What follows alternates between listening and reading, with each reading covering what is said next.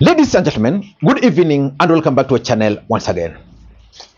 There is a question which I get asked on this platform on many occasions. And that question goes like this. Makwiny, assuming Raila Odinga were to retire from politics today, who is likely to become the next Luo kingpin? Or is the Luo nation going to split into South and Central?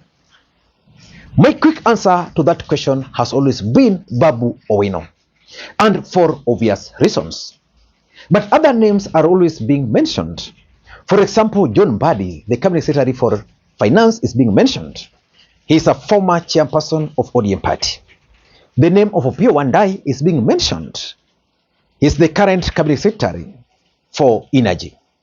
The name of Gladys Wanga, the governor for Homa Bay. As a matter of fact, Gladys Wanga is even rumored to be a potential running mate to William Ruto in 2027.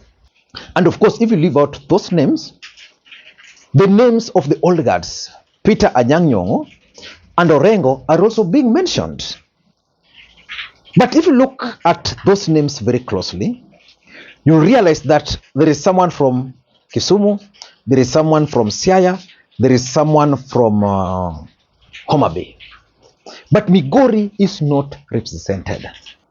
And the other day when William Ruto visited Migori, remember the visit came just after Ongondowere had been killed, I realized that the governor for Siaya did not join the president. The governor for Kisumu, Professor Peter Anyang' Nyong'o, did not join the president. And of course, Gladys Wanga did not also join the president. The president was hosted by the governor for Migori.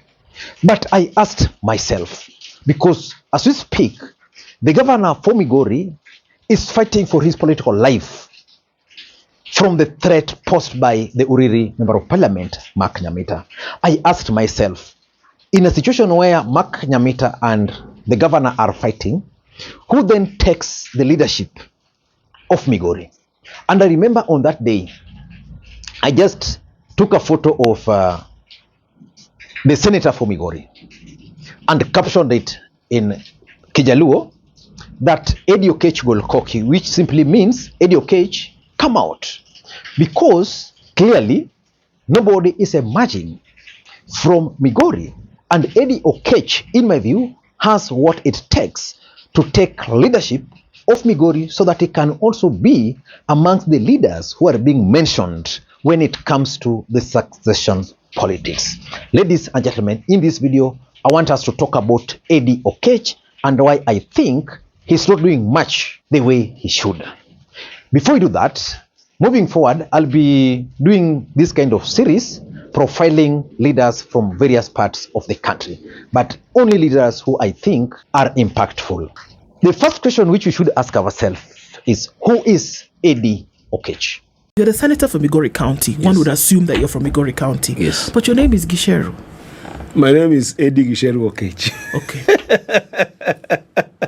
On a bit of a lighter note, we wanted to understand where that came from.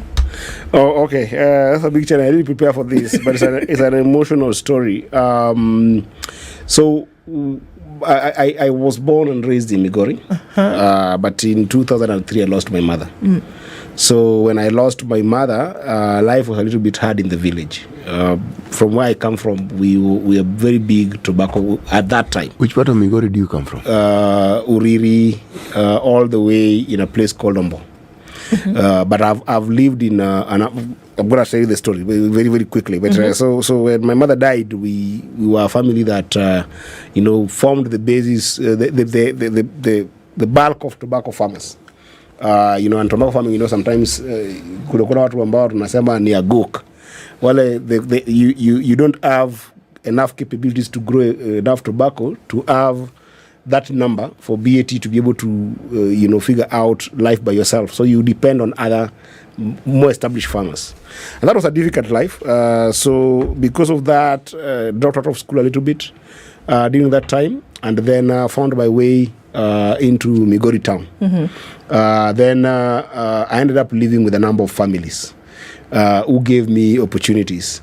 to the extent that I found myself in Nairobi, stayed in Nairobi a little bit, in the back streets of Nairobi. And then in that, living in the streets here and there, trying to make a sense of the world, I ended up living with 7 families who supported me as foster families to go to school.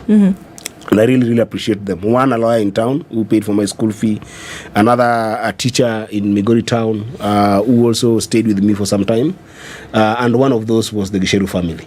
Interesting. That got me out of the streets and gave me a chance to be able to be who I am today. Sure. So that's the shorter version of the story. And I felt like because they took me back to school, it would be important that they are part of my life. Who you are.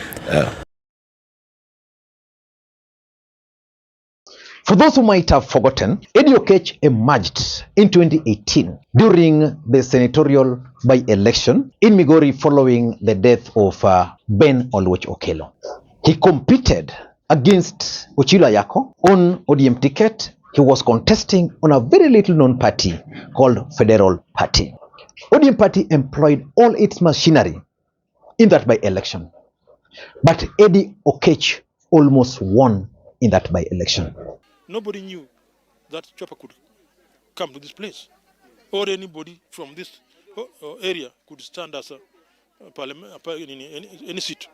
Yeah, so we are very proud of him. He's our star. So I always see Migori County as that place where young people of my age and young people of my caliber are facing some eminent challenges that sometimes limit their opportunities in terms of getting further in life. Ndio kijana kama huyo wa 27 years aweze kupata kura kama 60,000 and above. Na alikuwa na ng'ang'ania hiyo kiti na mtu ameshasimama, mtu ashakuwa in power, mtu ashakuwa minister na ameweza kumkimbiza hivyo. I feel so good. I'm proud. I'm very proud of him kwa sababu he has really tried his best. He has changed the face of Migori. Eddy lost his mother in 2003, but he has 7 other foster families that adopted him. One of them fondly calls him Eddy Gicheru Oketch. They just thought he was like any other Dick and Harry. But this is, I've seen in him, he's a presidential material. This was the first time somebody was daring a dynasty. But I don't think that is important. What is important is that have I been consistent in terms of my leadership philosophy? And one of those has been fundamental. We will come back. Yeah. Tangu nizaliwe sijaona mabambano kama hiyo ikiendelea hapa Kenya. Ati timu inaweza kwenda kwa mtoto hata kama mkubwa. Sijaona kama watu wamekwenda zaidi ya 100. Then in the last election, he came back to ODM party. And Eddy Oketch easily won the Migori senatorial seat. And within no time, Eddy Oketch emerged as a very strong voice around Raila Odinga. What do you think about the political parties? Should they just crack the whip? What to resign? Should it be done forcefully? Ama there is a procedure to it? How my ODM rebels, the position of the party ni kwamba watatoka. Hiyo ndio position ya party. Na tunangojea NDC ya ODM kwa hiyo haijafanyika. NDC alafu the main PG ya ODM pia itafanyika very soon. Yeah. I cannot speak on behalf of the officials of party, lakini I know as a party member kwamba inaenda kukuja. Na ikikuja members watatoa. Kama wewe ni Jalango, kama wewe ni Nyamita, nani au sitaki kusikujia mtu. Now we don't believe in ODM now. Ama you don't believe in Jubilee kama ni Jubilee member. Just take the honorable thing, resign, go back to your people, explain to them that mimi nimeachana hii chama kwa sababu ya XYZ. I think now I believe in UDA more than I believe in X. Because Gen Zs are saying that Mr. President, can you for once and for all dissolve and not reshuffle your government? So that if you dissolve that particular cabinet, then we can even have at least 5 Gen Zs entering cabinet. Mr. Speaker, the president must confront this reality that either you die with these few individuals or you die with the entire country. At some point after the last election, anytime Raila Odinga was leaving the country, he was always accompanied by Eddy Oketch. And the way I've known Raila Odinga, there is no way Raila Odinga can be doing that without realizing some potential in you. But I think Eddy Okech has not done much. But before we get into all those details, for those who are watching this channel for the first time, please take a second or two, click the subscribe button so that next time we produce a video like this, YouTube will automatically notify you. And to the subscribers, I want to continue thanking you guys for your continued support. Because without that support, this channel cannot be where it is. Ladies and gentlemen, there is something which I noted when William Ruto was in Migori. I was just explaining to you that Orengo missed that event, Gladys Wanga missed that event, Professor Nyang' Nyong'o also missed that event. And from their absence, you could feel that there was a gap. And that gap would have easily been filled by Ochilo Ayako. But I know most of you did not realize what happened there. For example, the women rep, Fatuma Network, was really heckled in almost all places she visited. Why? Because everybody who is associated with Ochilo was being heckled to some extent. I don't know why. But Eddy Okech really received good reception during that event. And I was like, why can't this guy emerge? Because Eddy Okech gave ODM party serious political headache in 2018, which means he's a guy who has actually fought with ODM party. He has created a name. He doesn't need any introduction. He must rise. Why do I strongly believe that Eddy Okech can actually rise? Number one, there is serious need for a political force in Migori. As we speak, forget about the violence in Homa Bay. In Migori, it's chaotic. And I can't say it's begun with the current leader, Ochilo and Nyamita, no.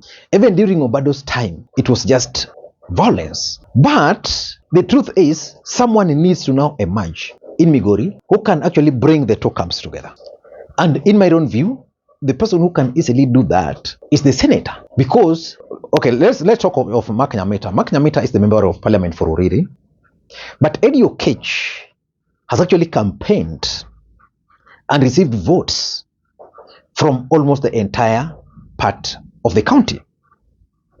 Which means he's the right guy who can sit Ochilo down and sit Nyamita down and tell them, please, for the sake of our county, this is how you can do your campaigns.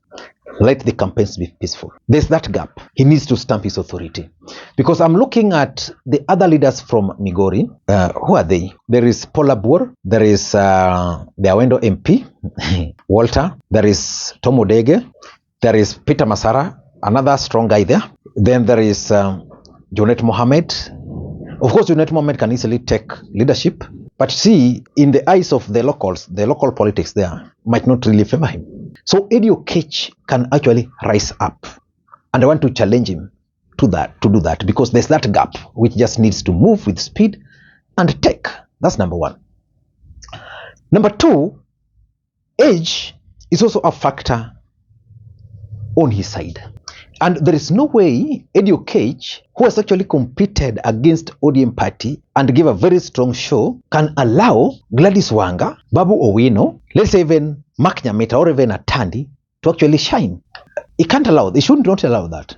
In my view, he should not allow that. He should take advantage of his age and position himself right at the center of the politics of Migori and the politics of Nyanza. I don't know how he's going to do it, but he must do that because age is a factor on his side.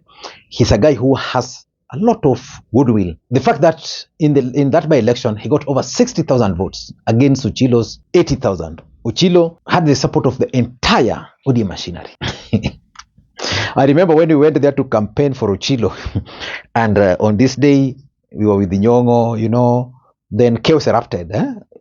There's that photo where Nyong'o was hiding behind the dais. We were actually there. Yeah. Number three, I also strongly believe that if you look at the current leaders from Luo Nyanza, Eddy Okech has the international networks.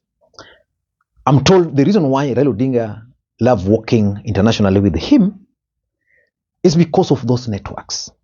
And the fact that he has also traversed the continent with Raila Odinga, he has also created those networks. The other day I was talking to a friend of mine.